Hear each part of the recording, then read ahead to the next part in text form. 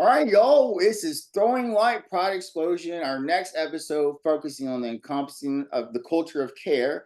My guests tonight are going to be Mama Dawn, who is our current Texas Handler 2024, and Pup Atlas, who's our current Texas Pup 2024. Before I get started, I want to remind you that if you are not throwing light, you are not acting right. I should have said that first, but now we're back into it. Remember, also, if I have not said this on previous episodes, I usually try to say this, ashwellatx.org. Please visit Ashwell and donate or learn about the work that they do for our community. They help get us all the services that we need. They're definitely big supporters of the LGBTQIA plus community.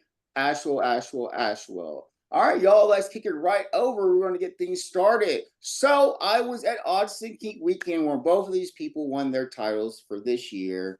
Austin Geek Weekend was amazing. If you are watching the show, if you want to go back in time, I did a special week-long special on Austin Geek Weekend 2024. You should go check it out and get excited about 2025 because Austin Geek Weekend is really, really, really coming up. It was a phenomenal time. I got to enjoy it as a spectator. I wasn't competing, so that pressure was off of me. So I had a really good time, and you get all over the world there. So moving on, let's do that. All right, Mama Dawn, you first. Texas Handler 2024. Tell people a little about you and what was your journey into the leather community? It started out, of course, with not feeling like I belonged, to really be honest, because you see all these amazing people, and when you're starting out with little to no leather, whether it's a vest or boots, you're like, wait, are these people going to accept me for who I am? And as I've talked with Alice before, the leather community has helped me grow and recognize that you can be whoever you want to be, and especially just be yourself. You don't have to put on airs. You don't have to be fake, and people love you for who you are. And that's where I found my strength. It was a little bit awkward coming in as a female because I didn't have a lot of role models here in Houston, but I had a lot of brothers who were just like, just be yourself. And I found my strength. I found that I am more confident in my leather. It's like sometimes my armor going into battle against my own self image and my personal boundaries. And I realized when I was telling people to be themselves and to step up and to step outside boxes and to challenge themselves, I had to follow my words with my actions. So when I first ran for a couple of titles and I didn't win, and I realized those weren't my titles to have. And it was suggested that I run for Miss Houston Leather, and I did everything I could, and I knew I had to prove not only to myself, to others, that I deserved the title. And when I won, I realized that I, was following my own example of stepping outside and stepping up and being a voice and running for Miss Houston or for Miss Texas Leather. I enjoyed the experience and I got to meet some amazing people. And that's when I realized that when I lost, I was glad because it wasn't my title to have. And being handler and being a mom is what meant the most to me. And the journey's just been incredible. I have met amazing friends and family, and I've met people who are going to be lifelong, friend partners through all of this, and I couldn't be more grateful for it. It's amazing. That is so amazing. I'm curious. So how many titles have you run for? When I first came out in the community, I was out and about in the community for a while, just on the outskirts, on the outside looking in, being an ally. You kind of feel like you don't belong for a while, but you find those, again, people who accept you. And I started out in the performance community. I had met people in the first family of Montrose. When I first started performing, I wore masks because I was really uncomfortable. I was like, why am I doing this? But I was just like, hey, I'm having fun and having these amazing people support me, and something I would never have done without their, encouragement. I ran for Mother of Montrose twice. And I got to thinking, this is fun, but it's all the glitz and the glam really isn't for me. I'm still part of, performing in the community, but mine's a little bit a lot more toned down. But when I started meeting more people in the leather community and realizing that was more I fit in my style. And then I was just like, you know what? Some Raymond had actually approached me to run for Miss Houston Leather, and I was like, okay, going off of the faith that others had in me that I didn't see, because everything I've run for, I've been asked. Because again, I'm just also content just being Mama Dawn. I was, completely okay One with second. that. I'm so sorry. But My phone is acting up. I'm sorry. 1 second. I'm gonna I don't disappear. worry. Okay. But have relying on the faith that others had. It was so important. I was like, well, if they have this faith in me, then, and if they think I can do it, I don't want to let them down. Let me not only prove it to them, but prove it to myself. And I did that. And it's the people along the way that mattered the most. And so when I ran for a handler, it was making sure that the people that loved and supported me unconditionally throughout the way knew that they mattered. And that's why I recognize people in my speech and those around me, they know that I could have done this without them. I always joke saying that it takes a community. It does, not only for me to get ready, but it takes a community to push me to make myself better. If it hadn't been for them, I wouldn't be here. I would still be, just probably watching from the outside, just watching everyone do their thing and just supporting in the background. But now I'm able to be there for others, encourage others, and be a voice for those who don't have a voice.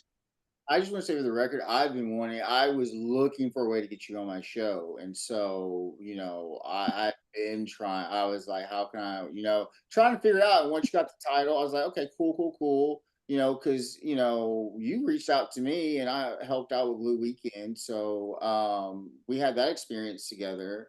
Mhm. So They're that's fun. how I really learned about you and your presence. And you are a presence for sure. So I just want to say, like, and especially you being an ally, I think that you are a jewel. You are a very rare jewel, and that's how I want to treat you. I think it's very special what you bring, and it really is definition of what an ally should be. It's really fucking amazing. I just want you to say that. It's Said the F word. it's It's amazing. I just had to get the right adjective to describe how amazing it was.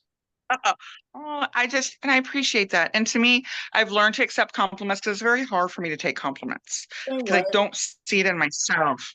I don't. I truly don't. And I know if I had the feelings of not belonging or how difficult it is, I know that there's other people out there who are less persistent than I am. And if it can be intimidating. And I want to be able to be there for those who don't feel like they fit or they want to belong and they just don't know how. And if I can be that bridge or that encouragement or just a slight nudge, then I want to do that for them because I've had people do that for me. And I just don't want someone to feel left out because they see all these wonderful people and they don't feel up to it. And they truly are. They are a part of us. They are a part of the community. And I just don't want them to feel like they're nothing. So that's why I do what I do. I mean, I can So personally attest to that. Mama Dawn has been there for me whenever I needed it without even knowing that I needed it. I've gone through some pretty rough things the past month, and she, without out of the blue, just messaged me, and it's like, you don't know how bad I needed someone to check on me in that moment, like whenever you did. So yeah, she's really good at that. oh, And I love Got you. it. great way to segue Love you what too. this. Okay, Pup Atlas. I was just going to transition to you. I'll tell everybody a little bit about it. And so Bridge, perfect. There you go. They know each other. So this is the deal. So tell everyone a little bit about your journey in the community. You're not my first pup on uh the show. But you're my first pup title winner on the show. So Woo! Yay! Bark, bark. a little bit, Hey, let's talk about you getting to that. Let's talk about that. What was going on before you got to the Texas leather stage? So it all started out for me as kind of an intrigue. It was like why I always like eye contact with people. I like seeing their facial expressions because I have a hard time hearing sometimes. So I want to be able to see people's face. So the hood thing kind of scared me at first. But I had a really good friend who's still my brother to this day who was like, "Hey, try this hood on." and let's talk about Headspace and what this means to me. And I was like, don't know about that. But after some coaxing, he finally got me into a hood. And it wasn't an instant click, but something just felt proper. I didn't immediately get into Headspace though. It just felt like, okay, because I've got some self-esteem issues, stuff like that. I'm like, okay, I got this now. And then as we went into Headspace and what it meant to him, I started to feel like, wow, this is what I want for me too. I want this calmness, this clarity, this instant gratification of no thoughts, just happy. Because that's how dogs are to me. They're just happy. That's just what puppies are. And I talk about a lot of heavy stuff, mental illness being one of them, being the major one. Um, but that doesn't mean that I don't know what it's like to be happy. I feel like the ones that have been through the most darkness know how to throw the most light. Exactly. And that's honestly how I feel about that. I just Now I first competed in for the work. Can Austin I two stop years you? ago. Wait 1 second. I had to stop this, but congratulations for being the first guest to say throws light. Because that was great. All right. Sorry. I apologize. Pick back up It's where okay. that was nice. I'm smart Awesome. doggo. That was May good. have big Good golden marketing. retriever cat dog energy, but I'm smart doggo. That was good. Yes, you are. So I started off in Austin, not knowing what to expect.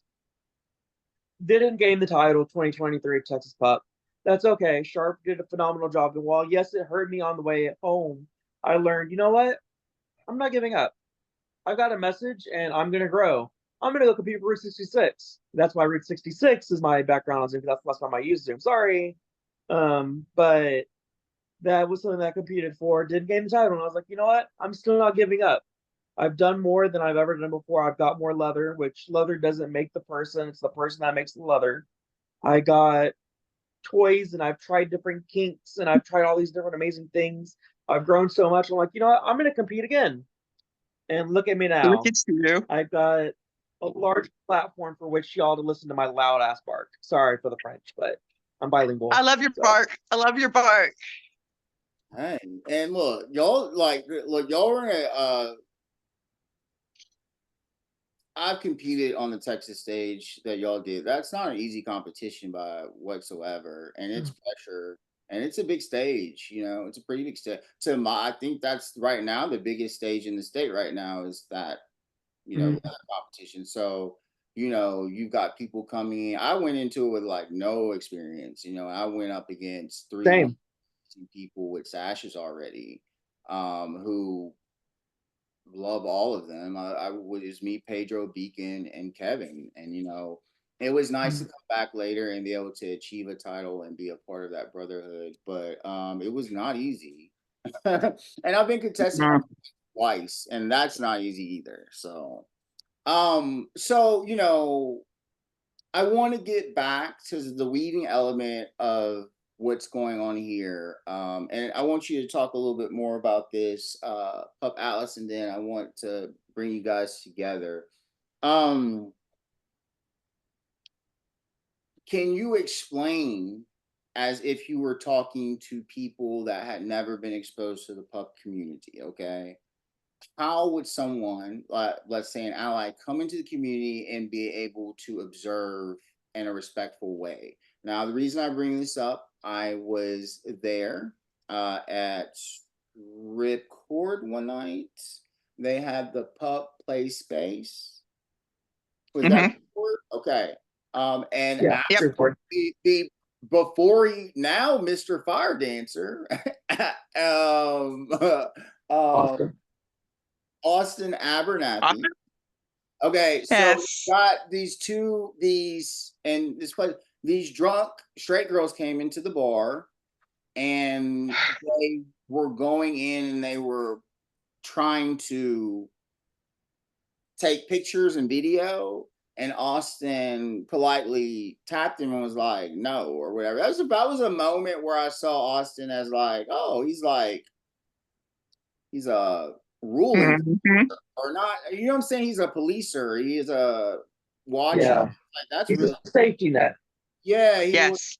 That's nice to have someone that'll immediately be like, no, you shouldn't do that. It's not a part blah blah blah. We need that. So I got to see Austin as I see what he brings to the table, and I think that's pretty awesome. Mhm. It does, it makes it difficult. There was a just on a side note, um Kevin and Scooter were at the bar and we were just sitting there talking, and there was a group of young ladies, um, clearly not sober, and they had tapped Scooter on the shoulder, and he just turned around and said yes. Well, she had asked the same question the same time he said that, and what she had asked that he didn't hear was, "Can I lift up your hanky?" So not only did she lift up his hanky, she poked him in the butt. The look on Scooter's face and the look on Kevin's face broke my heart. Like, I was so upset for them. I walked up to them and I said, "Excuse me, have you not heard of consent?" And she's like, "Well, I apologize." And I'm like, "No, you didn't. You're apologizing to me. Did you apologize to them?" And she's like, "Well, he said yes." And I said, "He didn't say yes to your question.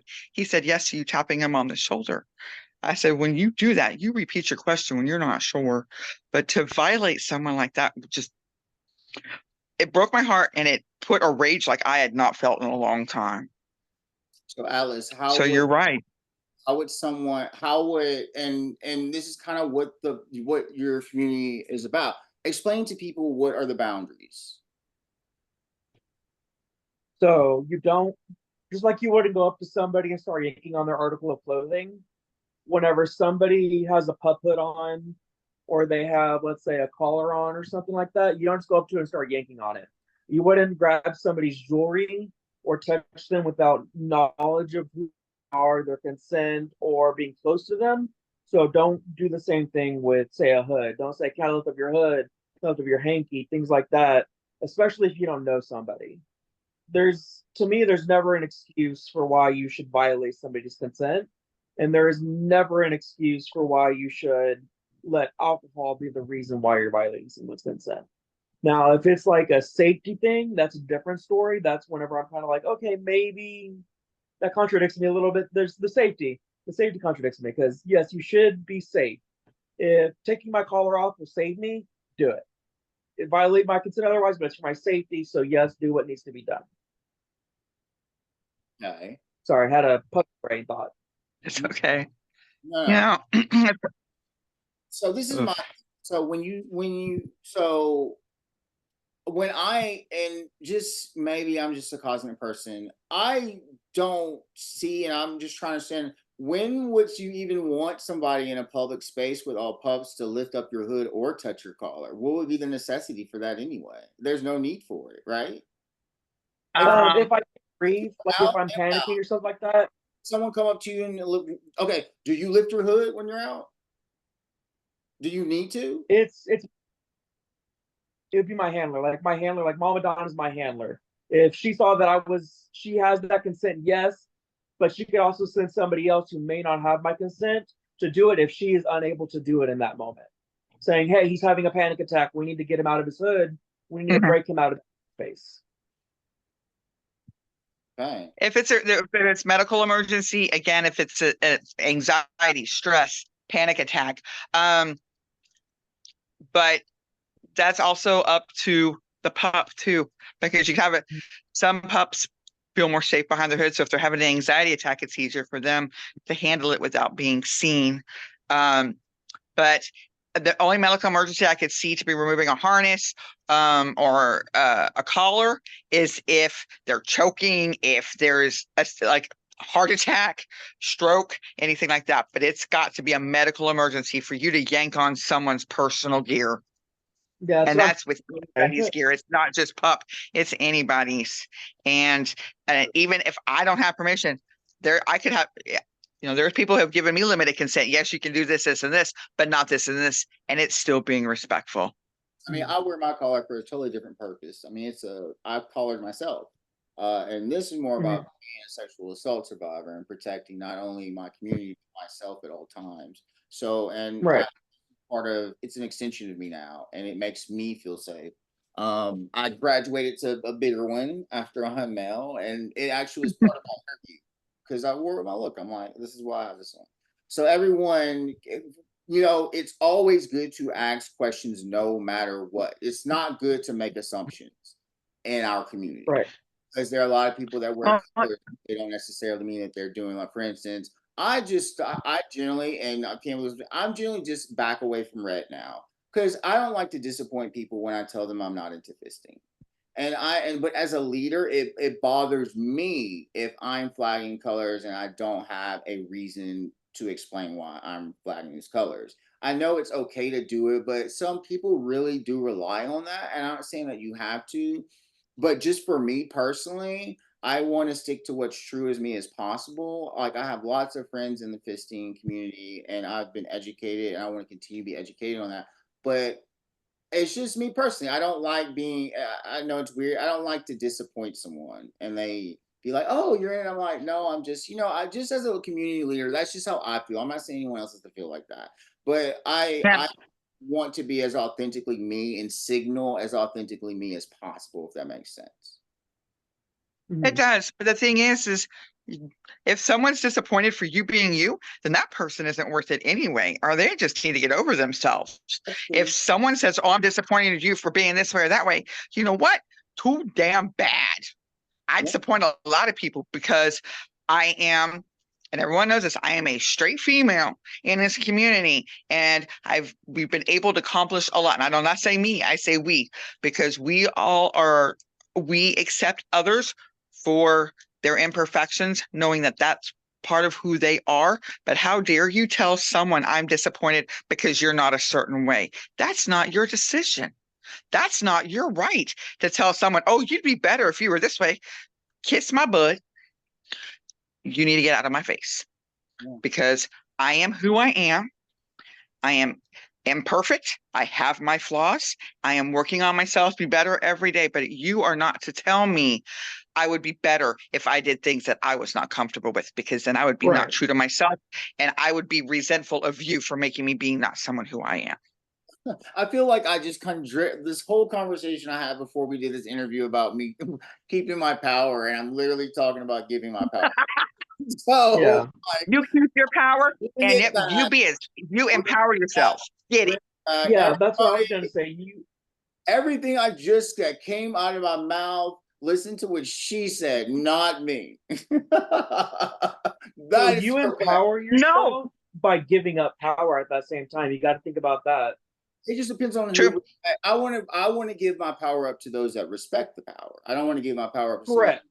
power. You know what I'm saying? Respect my boundaries, respect who I am, and then maybe I'll give into some of my power because I That trust is you. your power. That is your power. Mhm. You are strong enough to respect your boundaries and you Let, don't let anybody cross that. That is an amazing power.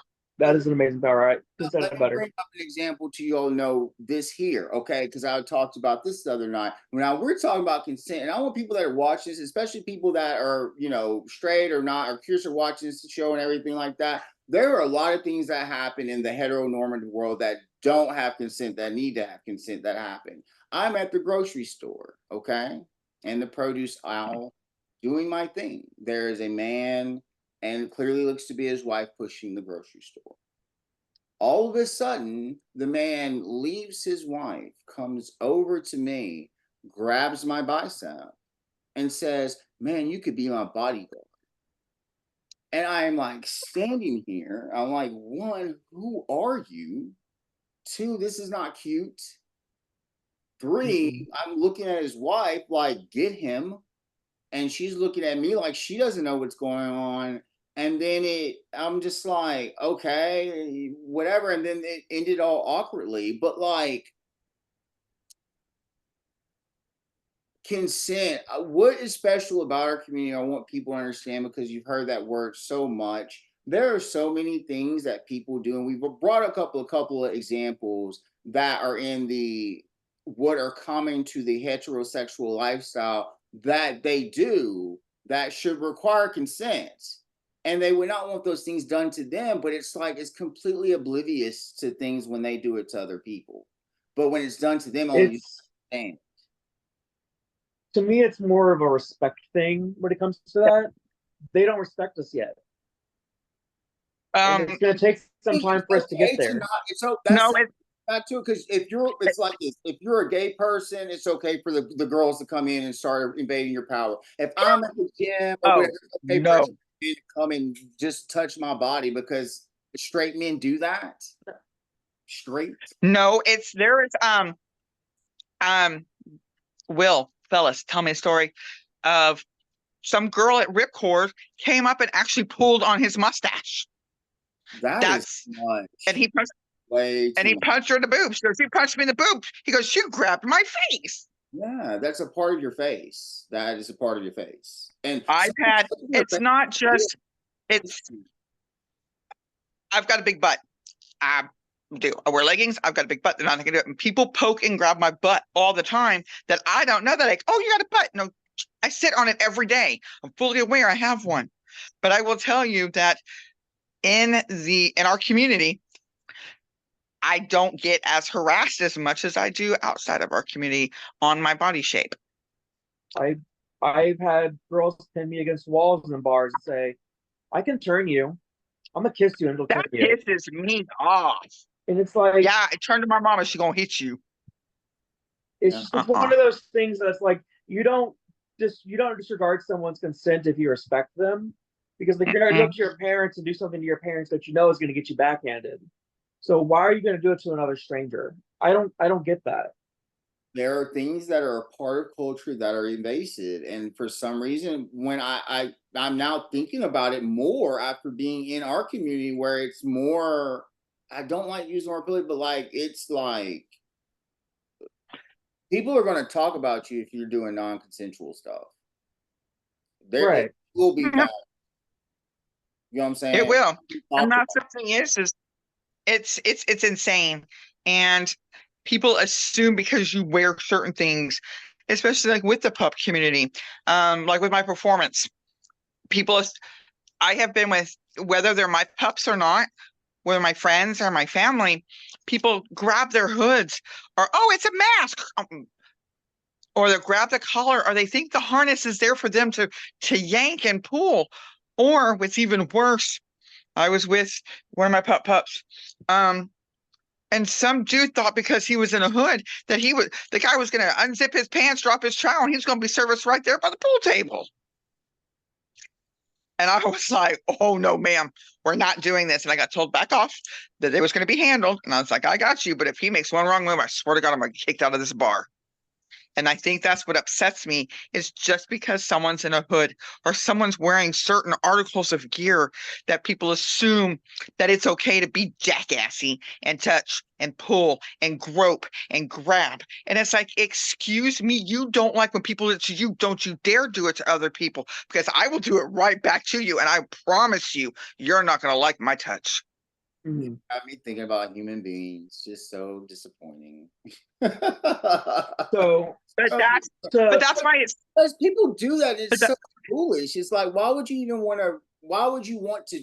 What is in someone's thought process? We're like, I'm going to touch this person. Like, it doesn't. That never crosses my mind to go into a stranger's. no. It never crosses my so mind. to reverse that feeling though that we have this gear and we don't want to be touched and pulled on, which is true. I before I had any gear, like it's not just the gear that makes people want to touch you. Before I had any gear, I went out to a bar, um, and I it was a leather bar, and I didn't know how. I was scared. I mean, like I was like, I'm gonna get touched on, I'm gonna get groped on, I'm gonna have all these things happen to me. Like I don't want none of this, but I'm going for this dude that I really like. And so I go there, and everybody was just so welcoming. Like people asked me, like, "Can I hug you?" Or "Hey, I haven't seen you in a while. I didn't know that you came to these kinds of work." Like I didn't know you wore leather. I mean, I was new to the gay community, and some people asked me for consent before they did anything, except one person. One person didn't, and this big drag queen comes up behind me and says, "Sugar, are you okay?" And I will never forget her because she guarded me from this person. She took me to the side and she's like, I saw that he was about to do something and you were uncomfortable. Let me protect you. And that's how I got to the drag community. And then from there, it evolved into the pup community. God, see everything. They can Like, be. I will never forget those things. You can be anywhere in a drag queen. So a drag queen is watching us right now. We don't even know it. Right. Yep. And they got our backs. They're back. They're clacking their flames. Like, yes, honey, you get it with your puppet. Get it I with can your freaky only hope self. that my And I love guardian it. angel is a drag queen. I'm hoping my guardian angel is a drag queen. I'm hoping. I want that. Yes. All right, y'all. So we're wrapping up towards the end of the show, and I'm going to ask you both the same question. You're going to get to knock it out. Okay. So first, I'm going to Okay. switch it up, and I'm going to start with you, Pup Atlas. So if there's Okay. anything in our community that we are not shedding light on that you think that we should shed light on, Dawn, the same question. You're next. Get ready.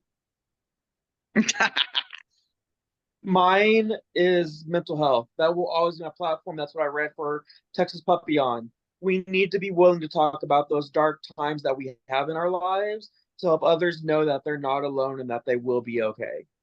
We talk about everything else, but I don't feel like we talk enough about mental health.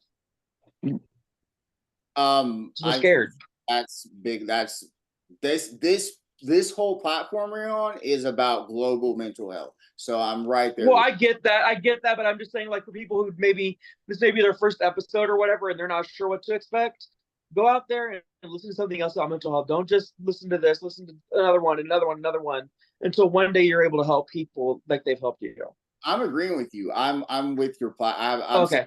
I'm about mental health too. That's my thing. So mental health, like I'm just saying, Yeah. like that was a big thing for me too. Some people, I'm really into. I think we need more people and more people that are into pushing the mental health mess because mental health looks different for everybody. Obviously, I have bipolar disorder, so on that compounded on everything else. So like I'm just saying, like that's great. Let's combine powers and get that message even more out because y'all everything really comes down to the building block of mental health because how you Mm-hmm. function with anything comes down to your mental health. So and y'all know it's bad out there, so it's nice for us to be out there trying to help ourselves. Dawn, same question. Is there anything in our community that you feel um, like we're shedding light on that we should shed light we talk about, and I know I do too, about being yourself, not being fake, trying to fit in and still being yourself. We're going to make mistakes. We're going to think that we get along with certain people. We found out that doesn't work. Don't give up. Keep going out. Keep finding those people that accept you for who you are. Don't be fake. Don't try to be something you're not. Don't try to, don't pretend to like things that other people like just because you want to be accepted. Let people see you. Let people get to know you. No, we're not perfect. We all make mistakes. It's what we learn from those mistakes and how we decide to be better. It's how we pick ourselves up, but it's also how we learn to lean on those around us, to rely on them when we lose faith in ourselves, because they will give us the faith that we need so we don't give up. And we need to be there for each other, because if we're not, and we lose people, we lose our strength, we lose our unity, and we will lose people permanently. So remember to be kind and to bring in the mental health part. We don't know what others are going through. Don't judge. Feel from your heart, feel from your spirit, and trust those that love you. on? That was amazing. Mm-hmm. That was really amazing. I have Yeah. that is a lot of power, Don, that you He's have. a word genie. I hope that you can. I hope that we're both on journeys of becoming even more powerful because you got something special and you got a perspective that is I wish a lot of people had. So you keep doing that and I get down on myself a lot and sometimes I think I'm not making an impact and I think that we all go through that, especially as title holders and community. Every day, We have these ups every day. and we have to remember that again that we are not alone. We are three people that are in similar situations in our lives and we don't have to go through it alone. This has actually been one of my favorite interviews to do because it's the first time I was doing two people like this, but I just thought it made the conversation so much more dynamic and there were so many crossovers and so many similarities in our conversation. So it would be nice that we can get to a point that we can do this and we're doing a panel of people. You know what I'm saying? That can Yep. Mm-hmm. Yeah, I get it. that would be a lot of fun. So this has been great. I This is think also a great episode because it's one of the most educational components there's a lot of information here for people to unpack, not just about the pup community, but just on how to treat people in general, which really go hand in hand. Mhm. So I want to thank you, and I'm so excited that you guys are still at the beginning of your journey. So you've got like 10 months, to rock this out. I've got 3 months left. So my advice to you before we end the show is, well, this, Dawn. Alice, is your first title? Is your, Yes. you are not Yeah, it's our first letter You're title. not Superman. You're not Superwoman. You're not a superhero. We pretend to think that we are, and I'm just giving you this advice. You might have a lot of ideals as you go through this, and think that they should work a certain way or go a certain way. But this is the two biggest pieces of advice I want to give you. It's okay to think about how this title helps you become a better person. Okay. Second person, you do not have to work with everyone. You don't have to collaborate with everyone. Go with what the energy is right. There are multiple Okay. people in this position that don't all have the same motives, and some have agendas. Don't think that maybe because one relationship does not work or something, you just have some friction with someone. Go in a direction that is for you, and you will not have to interact with that person. Just know you're coming, I YouTube, will. she knows that you're coming into the Texas network, and it is a huge network. And there's a lot of us. And do your background checks, okay? Ask people Yep. I will. Yeah. all the time. I Yep. know since there is in there. I will run a Will Weaver in a minute if I have a question about somebody. Yeah. I will. Yep. So do that, and do that early on. That's what I want to tell you. Do it early on. Don't wait till you're 5, 6 months to discovering you can't work with somebody. Dawn, Okay. Great. do you agree with I believe it. I that? definitely do. I definitely do. So I just want y'all to be And successful. people, And I don't want you to say you're for success, but Texas is a big network, and there's a lot of us, okay? And you got to sit back for a moment and observe, okay? It's okay to observe before Okay. you take action. So yep. that is going to wrap up our throwing light for this. I'm so glad. I do want to offer both of you an invitation to come at some point that we can work That's something out. definitely. Both of you back. I'm I would excited be honored. to you guys. I'm gonna be with you all this weekend at the Dallas Eagle for the competition. So that's exciting. We get to be physically around each other. And I just want you to know this is a great conversation. It's a great interview, and this is very necessary. And this is why I do it, because you are people that inspire me. It's not celebrities, it's not politicians, none of that. You people, when I need to look up and get through a day, I can turn over there and I can look at y'all and be like, I can take another day. I can do it another day. So thank you for being real people in this real world doing real work, because there's so many people that aren't doing the work what we're doing. And I think we need to keep our heads up high. All right, y'all. So that brings us into this episode, this special pod explosion where we talk about encompassing the culture of care. We had Mama Dawn on here, Pup Atlas. Thank you all again so much. And we just have one episode left, and that is going to be with our past IML winner, Marcus Varela, IML 45, as we have a conversation of his breakdown of his past year. So, y'all, remember, if you're not throwing light, you're not acting right. Bye. Work.